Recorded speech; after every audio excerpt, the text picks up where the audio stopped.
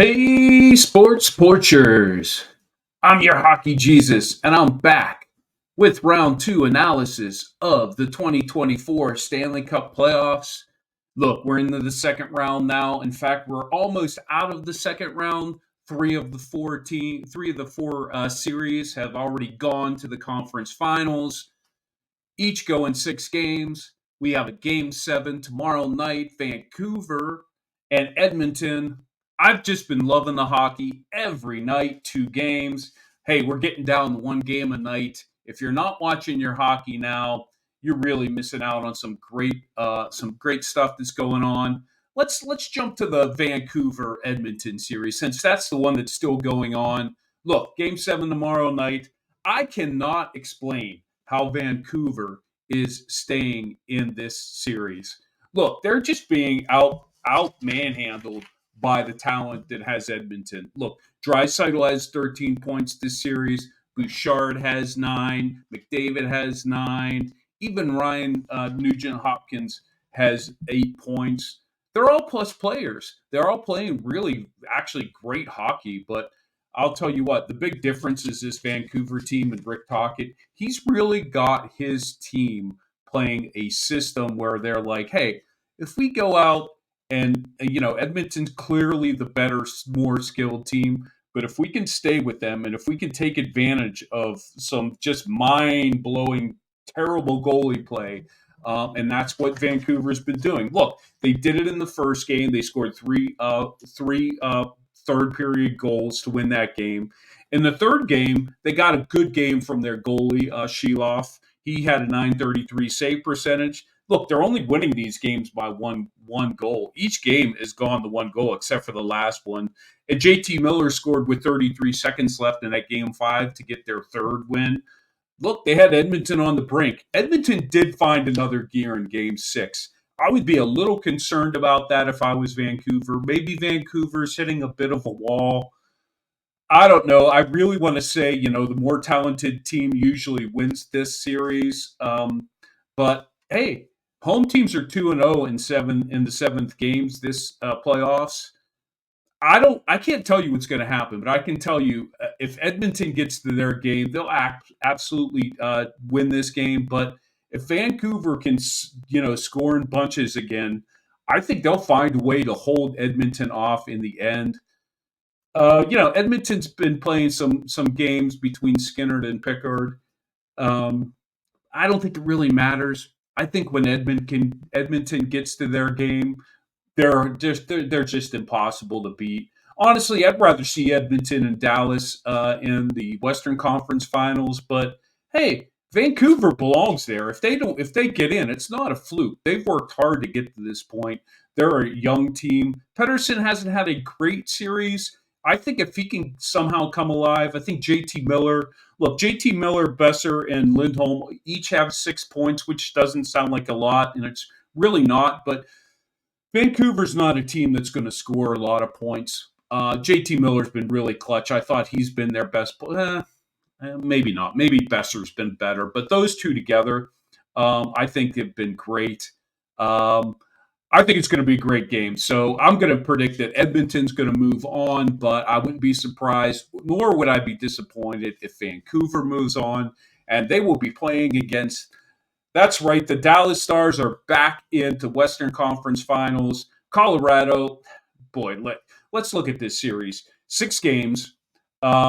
Colorado takes the first one, 4-3 in overtime. Really, that was about three first period goals by Colorado holding on. Makar had 3 points. Look, Makar was great the whole series. I think that guy is an absolute superstar, but they had deficiencies. And that all stemmed around the Nichushkin suspension, in my opinion, in Game 4. But look, Dallas took Games 2 and 3. Ottinger, I thought, was great Game 3 with a 966 save percentage. Looked great. The power play was the star in the second game. They go 2 for 5 in the power play. Heiskanen's been really good this series. He actually outplayed Makar. And I think Makar is a superstar, so that must mean that I think Heiskanen is a double superstar. 8 points, a +4. Makar only had 6 points, was a -6. Honestly, let's just talk about the elephant in the room. That's right, the goaltending. Ottinger, 911 save percentage. Not great, but Ottinger's been spot on when he needs to be. And Georgiev, look, Colorado had to change their style because of the goalie play. In that last game, you could tell Colorado was really holding back their offense, and they were just like, look, if we can just hold it back, and then when we need to kick it in and score goals when we had to, then everything will be fine. And you know what? They just couldn't get out of that. It's so hard to play a different system all the time. I think I admire Colorado for trying it because being a Pittsburgh Penguins fan, the Penguins only play one style: fast, get to the puck, never slow it down. Hey, Colorado tried at least. They realized without Nichushkin, um, they really needed to cut back on the defense, and I kind of feel bad for Colorado in a way because I think if they had, I'm not feeling bad about their goalie situation. They created that. They thought Georgiev was their guy. He's clearly not. They're going to have to do something about that. I really like that Colorado team. But hey, Duchesne gets his revenge in the second overtime. How about that sixth game? How could they not call that a goal when they said goalie interference? I was screaming at the television. Look, I didn't stay up late for that. I always DVR these things because it's great to wake up in the morning and have a cup of coffee and watch a great hockey game first thing out of bed. And when I saw that goal, I could not believe that they didn't say, "Well, no, we made a mistake." I guess referees say they're just afraid to say they make mistakes, just like the rest of us. But boy, that was a terrible call. I'm actually really happy that Duchesne did get that goal. Jumped right to his stick and he buried it. He roofed that thing. He was not going to miss. Former Colorado Avalanche there. Ooh, if you're an Avalanche fan, it's much like Trocheck. Look, same thing, and we'll get to the East here in a second. Trocheck torching Colorado or Carolina in the East. You got to watch that. I'm I'm not glad that the Penguins didn't make the playoffs, but man, if we had to play against Carolina and Jake Gensel, that would have been just horrible to watch if that team beat you because of a guy that you let go and he torches you for game winning goal in double overtime like that. Good for Dallas, by the way. Dallas has just been they've been steady. They've been strong. Look, their goal differential is 7, a +7. They got 38 goals for, 31 goals against in these playoffs. And honestly, in their last 6 games, they've been the same thing. They're the same team no matter who plays them. Almost all their penalty kill statistics, 29% on the power play. Look, they're just a really rock solid, steady hockey team from the first line to the fourth line. Whoo, they are going to be a tough out. I don't know how you beat them if Dallas can stay healthy. And I told you, I love Tanev, that pickup that they got. He has just made their defensive core just rock solid. Ottinger's played great when he's had to. He's not been a top notch. I mean, he's not been a lights out goalie like Swayman has, but boy, everything tells me looking good for Dallas to make those Stanley Cup finals. But we'll see who they play against. They'll probably play Thursday night. That's my guess because the Eastern Conference finals start on Wednesday. And who will be playing in those Eastern Conference finals? Well, we all know Florida took out Boston.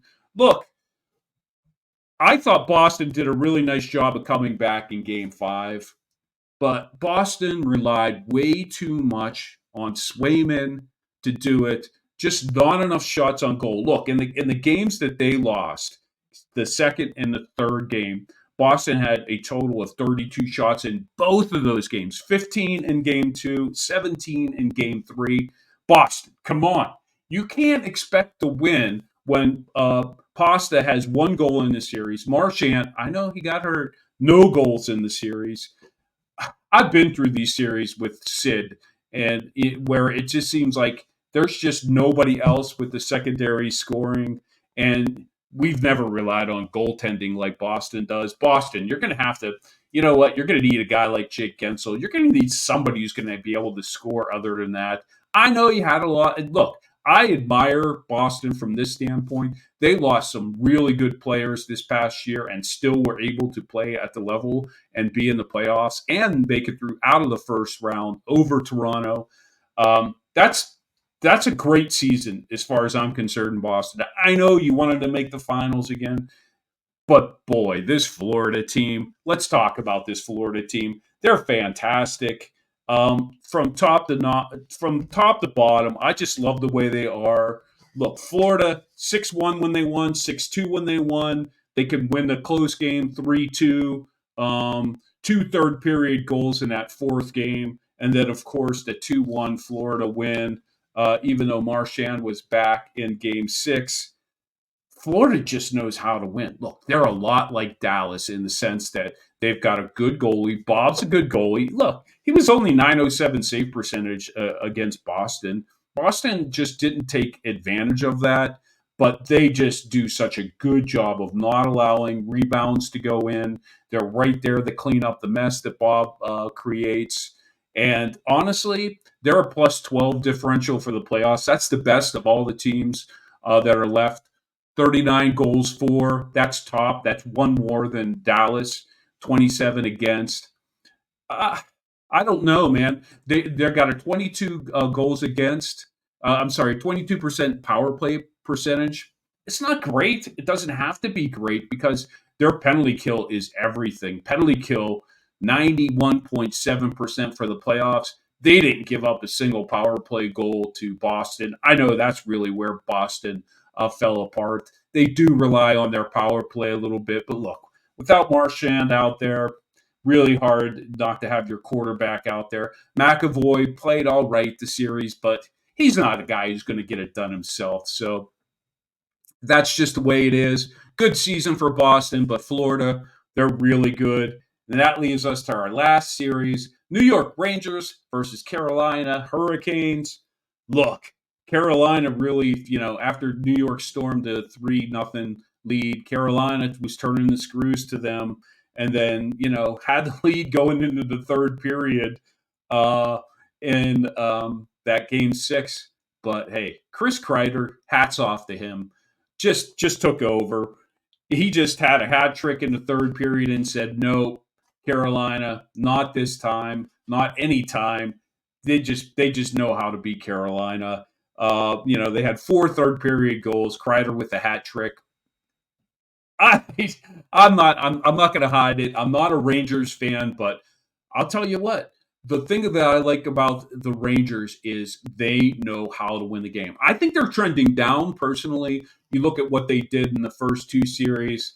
In the first series against Washington. And that's why it's so hard when you play against a team that's so inferior to, come out and play against Carolina and then knock it out of the park. But boy, those last 3 games, and actually the last 5 games that the New York Rangers played, 16 goals for, 16 goals against. They're 0 differential. Their power play, it was at 17.7%, when for the whole playoffs it's at 31.4. But look, their penalty kill is the best. They have not given up a power play goal this whole postseason. That is impressive. I don't care who you're playing against. You're playing against top-notch talent in the NHL. That is very impressive, but that's not going to get it done against Florida. Florida does not rely on the power play. They're going to score every which way. I think they've got their hands full with the Florida Panthers. This might have to get a little dirty, I'll be honest with you, just because I think Panarin's going to have a great series. They're going to have to rely on some guys like Cheadle. I know he hasn't been playing much. They're going to have to rely on guys like that to really get it done. And I don't know if that can happen, but if the Rangers are clutch, and this might be the year. I know everybody's saying, "Hey, this is the same as 1994." There are a lot of similarities. I'm not going to go into them. I'm sure you've seen them out there, but I really like this Florida Panthers team. I think they're top notch. I think they just are too deep. I just don't see how the Rangers can do it. But hey, if they can squeak it out, that's how they're going to do it. They're going to do it with Shesterkin. Igor, 919 save percentage in the series against Carolina. He can do it. He can save some games. Look, he had a 947 and a 957 save percentage against Carolina. I know Carolina's not as talented and not as deep as Florida.